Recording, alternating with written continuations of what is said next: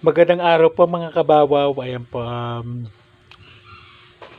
update po sa aking operasyon po sa aking kidney stones sa National Kidney and Transplant Institute sa Quezon City po. Ilang araw din po kami nanay tsaka ni Diana, classmate ko na high school. At tsaka ni nanay, bumabiyahe po papuntang National Kidney para po magpa-check up. Ngayon po nakausap na po namin yung doktora po, si Doktora Joanne po. Ayan, and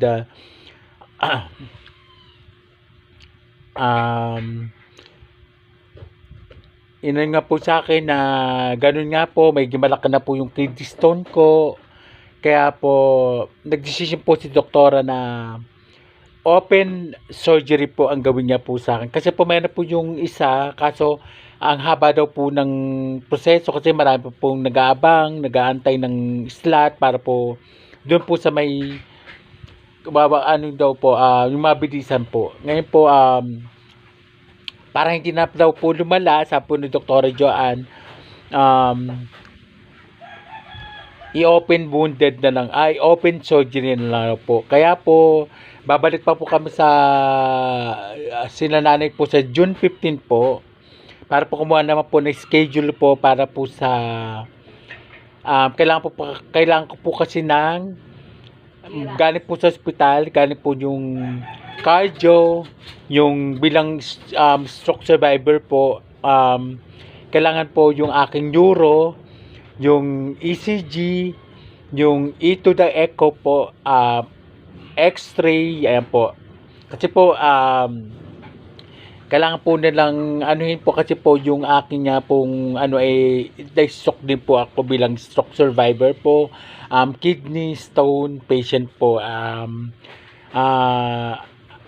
Ayun po, kaya nga po nagpapasalamat po ko sa mga nagmamahal po sa akin na palaging nagdadasal sa akin,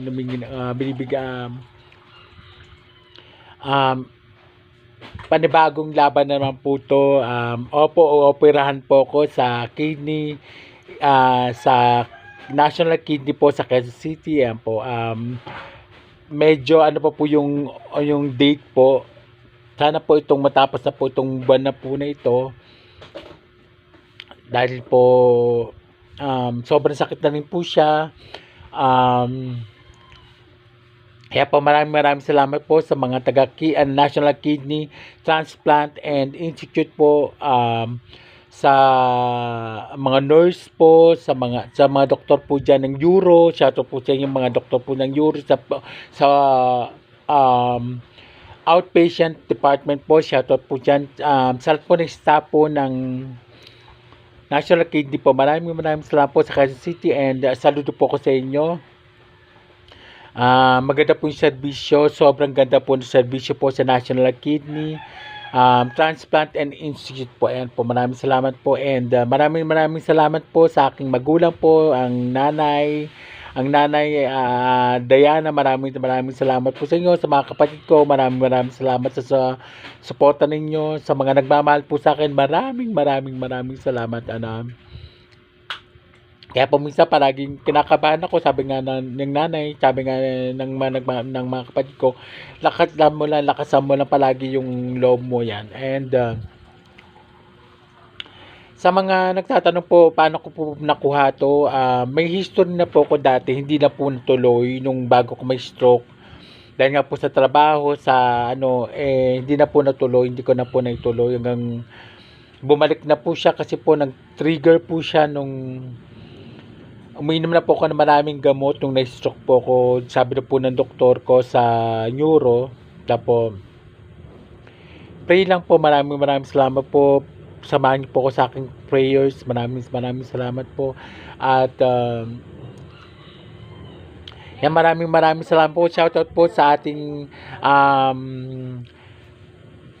command center po ng De La Paz Rescue. Maraming salamat po. God bless po sa inyo. Maraming salamat po sa pagban sa akin sa panguna po ng ating pinakamamahal po ng Kapitan Jeff Nabalpanan. Maraming salamat po, at sangguniang barangay po ng Dalapas, Kagawad, staff. Maraming salamat po sa inyo. Maraming salamat po.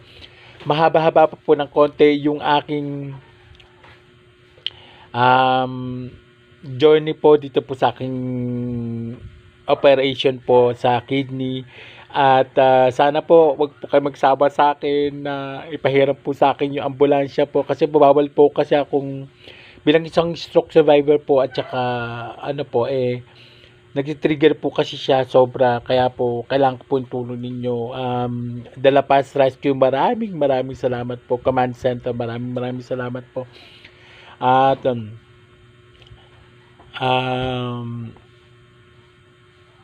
saan pat maayos na po ang lahat. Maraming salamat po. Salamat po. Salamat po.